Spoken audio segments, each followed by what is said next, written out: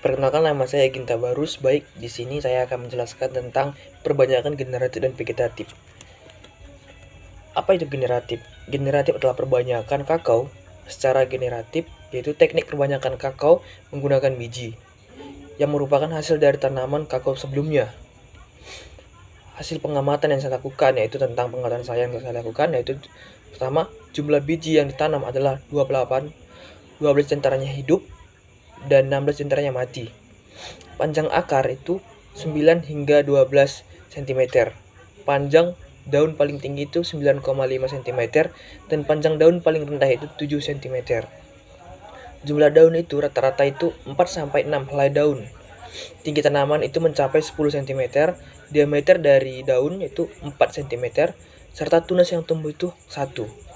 Terdapat beberapa tanaman yang terkena jamur akar. Ini berikut dokumentasi dari tanaman yang hidup dan tanaman yang mati. Hasil data yang saya amati yaitu penyebab dari kematian bibit, yaitu yang pertama, kurangnya pengawasan. Kedua, lingkungan. Perlakuan pada bibit, itu biasanya yang kami lakukan itu kontrol setiap hari. Itu yang sangat penting harus dilakukan. Hasil dari pengamatan pada artikel yang saya ambil atau jurnal yang saya ambil itu, pertama, daya tumbuh dari tanaman tersebut 95,5% dengan sungkup. Artinya perbandingan saya yang lakukan itu dengan artikel itu menggunakan sungkup dan tidak menggunakan sungkup.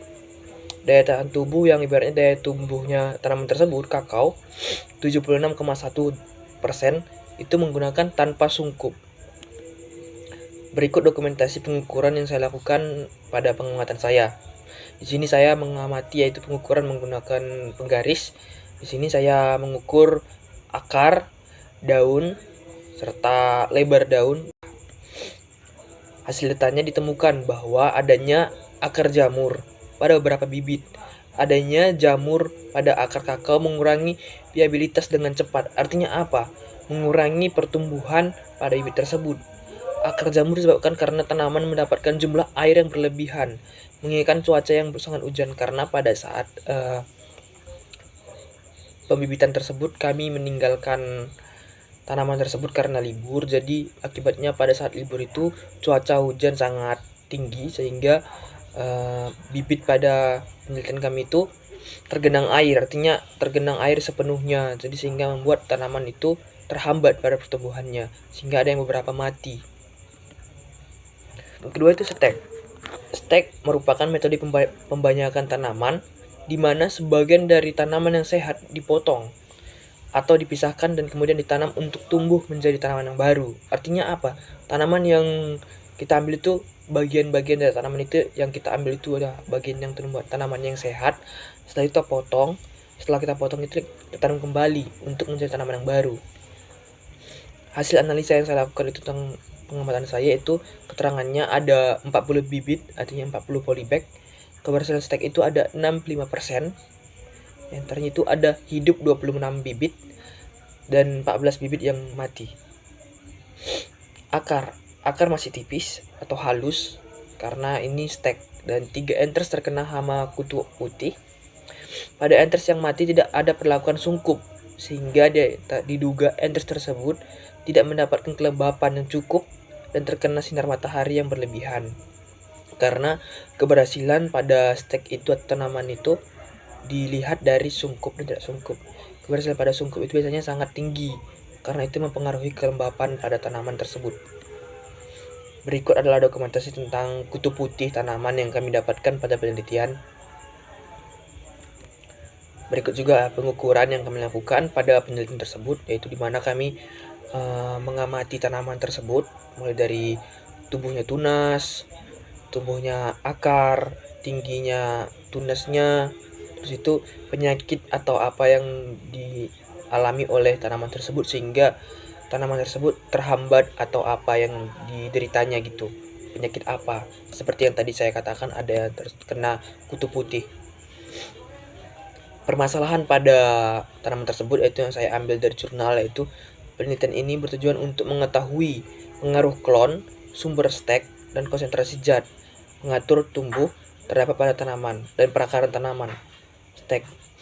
Percobaan terdiri dari 4 klon. Inilah jurnal yang saya ambil. Dari hasil jurnal tersebut saya meringkas atau kesimpulannya yang saya ambil berikutlah. Di mana percobaan tersebut terdiri 4 klon, yaitu SNK16, ICS40, UPA143, dan T79 atau disebut dengan 501. Sumber pemotongan itu B1 yaitu autotrop, dan B2 plagiatrop, dan 4 konsentrasi zat pengatur. Artinya saya membuat perbandingan penelitian dari jurnal tersebut, itulah yang saya ambil. Dimana sehingga dirancang percobaan faktorialnya itu 4x2x4 dalam perancangan acak kelompok lengkap dengan 3 ulangan. Berikut jurnalnya berjudul Perbanyakan Vegetatif Klon Kakao Terpilih. Kesimpulan dari jurnal yang saya ambil itu yaitu pengaruh 4 klon, 2 sumber pemotongan, dan 4 konsentrasi. Artinya apa? Perbandingan antaranya pemotongan yang beda, steknya, ibaratnya tanaman yang berbeda cabangnya dari mana diambil. Setelah itu 2 tanaman tersebut itu tentang ZPT-nya, dimana memberikan informasi penting mengenai perbanyakan kakao, stek, plagiatrop, dan autotrop dibandingkan dengan ZPT. Klasifikasi klon berbeda menunjukkan tingkat keberlangsungan hidup, yaitu 75,5% untuk B1 yaitu tentang autotrop, dan plagiatrop itu 45%. Dan setelah 10 minggu di plagiat propagator, klon dari ICS40 tadi dan ICS40 dan T79 memiliki hasil serupa dalam hal jumlah akar. Berarti apa? Pengaruh dari klon dapat dibatasi dalam beberapa kasus, sehingga sedangkan stek, autotrop, dan plagiatrop itu dan konsentrasi ZPT tumbuh menunjukkan nilai rata-rata yang jauh lebih tinggi untuk semua parameter yang dinilai. Yang ketiga itu materi yang saya sampaikan tentang sambung samping. Apa sih sambung samping tersebut? Sambung samping itu adalah teknik sambung samping pada tanaman, adalah suatu metode perbanyakan tanaman dilakukan dengan cara menyambung tanaman dari satu bagian tanaman yang diinginkan ke bagian bawah tanaman yang berbeda. Sambungan ini biasanya dilakukan ada 2 tanaman yang memiliki karakteristik yang berbeda, sehingga tanaman yang memiliki sifat kualitas buah atau bunga yang baik dengan tanaman yang memiliki sistem akar yang kuat. Permasalahan yang saya ambil itu ada 2 pada penelitian saya, itu ada 2 hasil, satu tanaman hidup dan satu tanamannya mati. Permasalahannya itu yang kenapa sih ada entres yang mati dan ada yang hidup? Apa sih faktornya?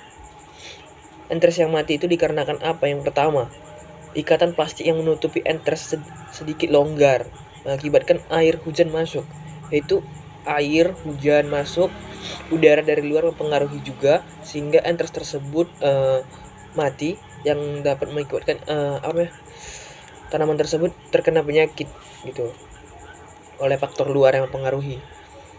Dan yang kedua itu posisi batang bawah yang salah menghadapi kami. Artinya apa? Pada stek itu yang belah tidak melengket pada, ibaratnya melengket pada bagian kambium batang, sehingga mengakibatkan tanaman tersebut atau entres tersebut mati. Berikut hasil jurnal yang saya ambil, yaitu ada faktor titik tumbuh, dan yang kedua faktor teknik pengikatan. Yang saya review dari jurnal tersebut yaitu panjang tunas. Tunas terpanjang dimulai pada titik tumbuh dorman. Tunas terpanjang ditemukan pada teknik pengikatan. Jumlah helai daun terbanyak dijumpai pada titik tumbuh abdorman. Jumlah helai daun terbanyak dijumpai pada teknik pengikatan melilit. Diameter batang terpanjang cenderung pada titik abdorman, sedangkan diameter batang terpanjang cenderung pada pengikatan melilit. Ini berikut dokumentasi yang saya ambil pada penelitian sambung samping saya, yaitu ada pada penyungkupan dari tanaman mati dan hidup, dan sebelahnya ada juga tanaman yang udah saya buka sungkupnya untuk mengetahui tanaman tersebut hidup dan matinya. teknik sambung samping. Kenapa sih teknik sambung samping sangat penting? Karena itu mempengaruhi hampir ibaratnya persenan sangat besar yang harus dilakukan, yaitu memahami bagaimana sih teknik sambung samping tersebut. Pelaksanaannya itu apa? Yang pertama, bahan dan alat yang digunakan itu harus steril, artinya ibaratnya tidak karatan atau bagaimana. Terus itu enters tersebut harus dari clone yang unggul, artinya memiliki asal mula dari mana sih tanaman tersebut, memiliki enters yang unggul, sehat, tidak penyakit tanamannya. Terus itu gunting pangkas yang dilakukan tidak karatan, artinya bersih, steril. Batang bawah itu berupa tanaman kakao dewasa yang tidak produktif. Pisau koleksinya juga harus yang bagus. Kantong plastik juga yang berukuran 8,5 kali 18 cm. Kenapa begitu? Karena jika kekecilan itu juga mempengaruhi pada enter tersebut. Dan tali rapia untuk mengikat atau melilit tanaman nanti tersebutnya. Persiapan batang bawah. Tanaman yang kurang sehat sebelumnya, pelaksanaan sambung samping perlu dilakukan atau diberikan perlakuan khusus untuk menyehatkan tanaman berupa pemupukan, penyiangan, pemangkasan, pengendalian hama dan penyakit. Batang bawah yang sehat, yang sedang bertunas, siap disambung karena pada saat itu kambium tumbuh aktif, sehingga tanaman memudahkan pelaksanaan pembukaan batang bawah. Pemilihan entres itu sangat penting, sehingga kenapa pada pemilihan entres ini kita sangat menggunakan yang dimana entres yang digunakan sangat bagus, karena itu juga mempengaruhi pada tumbuhnya pada tanaman tersebut. Teknik sambung. Bagaimana sih teknik sambung dilakukan? Teknik sambung ini pada sisi batang setinggi ibaratnya kakao yang ibaratnya pembukaan jendela itu harus tinggi 45-60 cm dari bawah tanah, ibarat dari dasar tanah. Dibuat toheran vertikal pada kulit batang, artinya pembukaan jendela yang dilakukan. Kakao setinggi 5 cm pembukaan jendelanya. Jarak antara torehan itu 1-2 cm, artinya lebar dari jendela tersebut. Terus itu ujung atas torehan yang dipotong miring ke bawah sehingga mencapai kambium. Karena pada entres tersebut nanti, entres tersebut yang akan menempel pada kambium tersebut. Tanaman yang di kulitnya mudah dibuka dan kambiumnya bebas penyakit, ditandai dengan warna putih. Berikut adalah karakteristik dari tanaman yang sehat, artinya cocok untuk dilakukan teknik sambung. Kesimpulannya itu, upaya rehabilitas tanaman kakao yang tidak produktif karena penggunaan bahan tanaman yang tidak diketahui asal-usulnya maupun karena tanaman yang sudah berumur tua dapat dilakukan melalui teknik sambung samping dengan menggunakan klon-klon unggul sebagai batang atas.